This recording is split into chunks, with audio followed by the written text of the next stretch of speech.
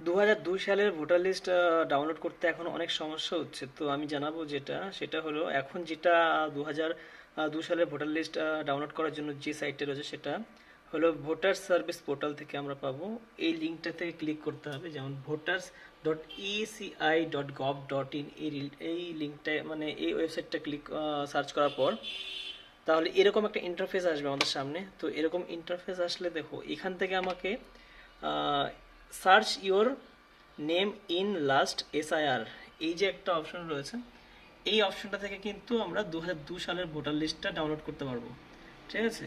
তো 2002 সালের voter list এখান থেকে আমরা ডাউনলোড করতে পারবো। কি করে করতে পারবো সেটা আমি দেখিয়ে দিচ্ছি। তো এখানে সিলেক্ট স্টেট করতে হবে, স্টেটটা সিলেক্ট করে নাও এখান থেকে আমাদের যে স্টেট আছে। তো আমাদের যদি ওয়েস্ট বেঙ্গল আমরা যে থাকি, তো আমরা ওয়েস্ট বেঙ্গলটাকে সিলেক্ট করবো। ঠিক আছে? তো এখানে ভিউ করব।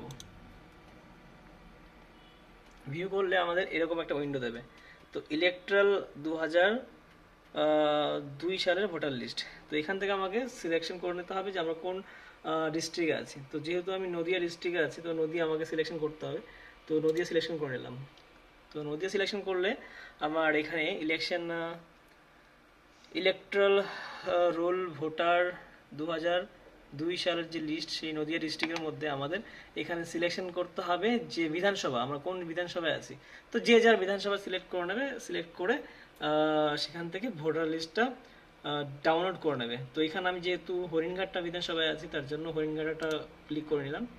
অ্যান্ড দেন এবার তোমাকে সিলেকশন করতে হবে যে তুমি কোন এরিয়ার মধ্যে আছো। দেখো এখানে লালপুর থেকে, ঠিক আছে, পুমুলিয়া, লালপুর, কামালপুর, সব ধরনের মানে হরিণঘাটা বিধানসভার মধ্যে যতগুলো এরিয়া আছে সব এরিয়া স্কুলের নাম দেওয়া আছে।